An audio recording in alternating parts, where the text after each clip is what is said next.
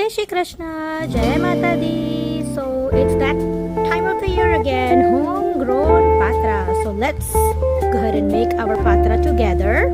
પાન કાપીને ધોઈને નસ કાઢીને રેડી કરી દીધા છે. હવે આપણે એને ચોપડવા માટે ચણાના લોટની તૈયારી કરીશું.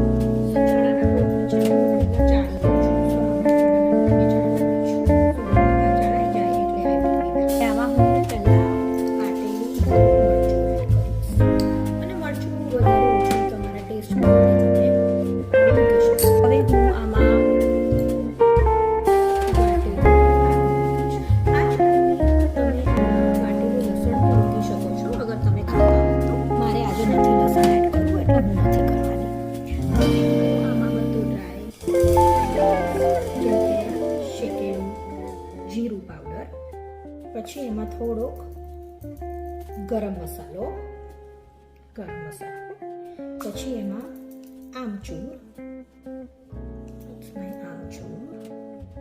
ડ્રાય મેંગો પાવડર, અને એમાં હું થોડુંક સંચર એડ કરીશ. જસ્ટ અ પિંચ સંચર. હવે આની અંદર હું એક મોટો ચમચો ભરીને દહીં એડ કરીશ. થોડુંક દહીંનું પાણી મૂકી શકો છો. હું તો તૈયાર જ દહીં વાપરું છું. તમે ઘરનું વાપરતા તો પાણી વડે એ થોડુંક પાણી એમાં એડ કરી શકો છો. હવે સ્લોલી આ બધું મિક્સ કરી દેવાનું છે. ને અત્યારે આપણે દહીં મૂકવું છે ને એટલે હું પાણી નથી મૂકવાની.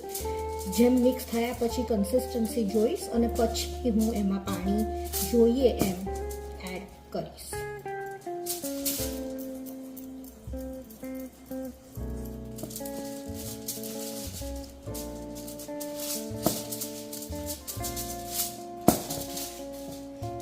એઝ યુ કેન સી અહીંયા છે ને મેં ફ્લોર ઉપર મારા કાઉન્ટર ઉપર ફોઇલ પેપર લગાડીને કાઉન્ટર મારું ચોપડવા માટે તૈયાર કરી દીધું છે.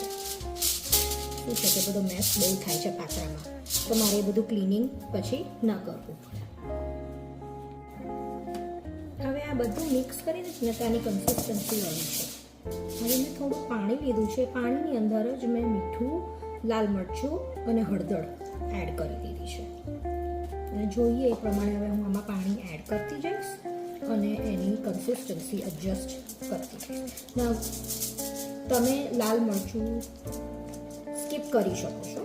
ના તમારે બહુ તીખું ખાવું હોય તો, અથવા તો એકલું લાલ કે એકલું લીલું બી વાપરી શકો છો. અમે લોકો થોડું તીખું જ ખાઈએ છીએ, ટેસ્ટી, એટલે આઈ એડ લાલ અને લીલું તો. પણ આમાં ગરમ મસાલો બી છે અને મીઠું એટલા માટે હું છેલ્લે નાખું છું કેમ કે આમાં સંચર ને આમચૂર પાવડર બી છે. તો આ સંચરમાં થોડુંક જતું આવતું સોલ્ટ હોય જ છે, એટલે પછી શું છે કે સોલ્ટ તમારું બહુ વધારે ના થઈ જાય.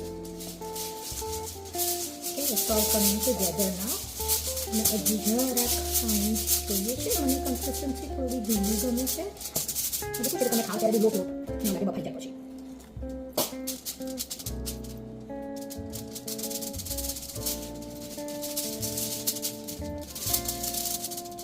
સો આની કન્સિસ્ટન્સી થોડીક રની છે.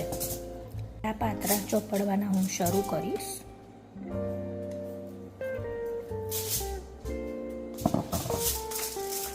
યુ કેન સી કન્સિસ્ટન્સી રની છે એટલે સ્પ્રેડ કરવામાં તકલીફ નથી પડતી. અને જ્યારે કન્સિસ્ટન્સી રની હોય ને તો તમે જ્યારે બાફો ને પછી બાફ્યા પછી તમને ખાવામાં પેલો લોટ ના લાગે, મજા આવે જરાક ખાવાની.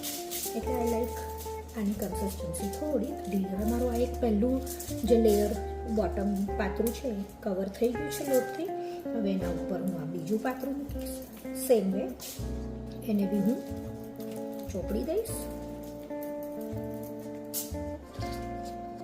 હવે આ લાસ્ટ પાતળું સેમ વે એને બી હું ચોપડી દઈશ. હવે એ ચોપડાઈ ગયા છે પછી એને હું મસ્ત ફોલ્ડ કરીશ.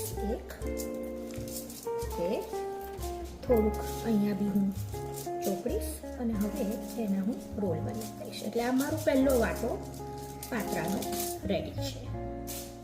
એમ કરીને હું આ બધા વાટા રેડી કરીને આલ બી રાઈટ બેક.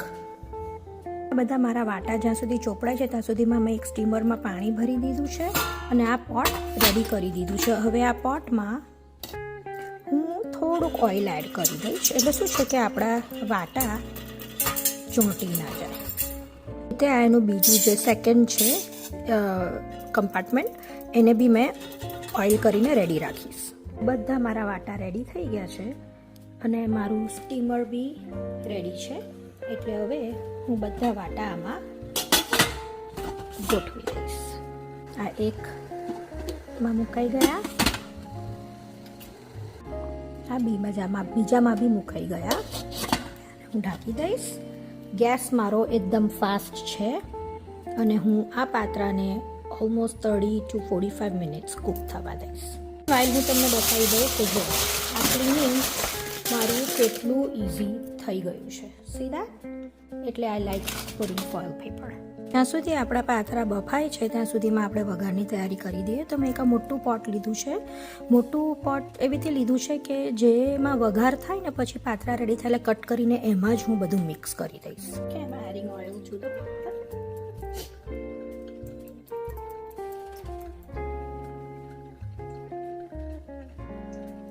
ખાસા પાત્રા છે, ખાસું ઓઇલ લીધું છે. હવે I am adding rai to the oil and I'm going to let it get hot. થાય છે એટલી વાર એક વાડકીમાં બીજો બધો વઘાર રેડી કરી દઉં છું એટલે બળી ના જાય. સો આમાં મેં જીરું લીધું છે, હિંગ, સફેદ તલ, લીમડાનું મસ્ત આપણી પાસે પ્લાન્ટ ઘરે હોય તો ફ્રેશ લીમડો. જે આ વધેલો મસાલો હતો ને એમાં મેં પાણી મૂકીને એકદમ ઢીલું કરી નાખ્યું છે ને એ બી હું વઘારમાં એડ કરીશ. ઓકે, તો મારી રાઈ બધી તતડી ગઈ છે. આ બધું બીજું જે ભેગું કર્યું તો સાઈડમાં એ એડ કરી દીધું છે અને આને થોડીક વાર હું કૂક થવા દઈશ. કોઈક દિવસ પાત્રા તમે તૈયાર થઈ ગયા અને પછી ચાખો ને તમને એમ લાગે મીઠું ઓછું છે તો this is the point where you can add more salt to get more flavour to your patra if needed at any time.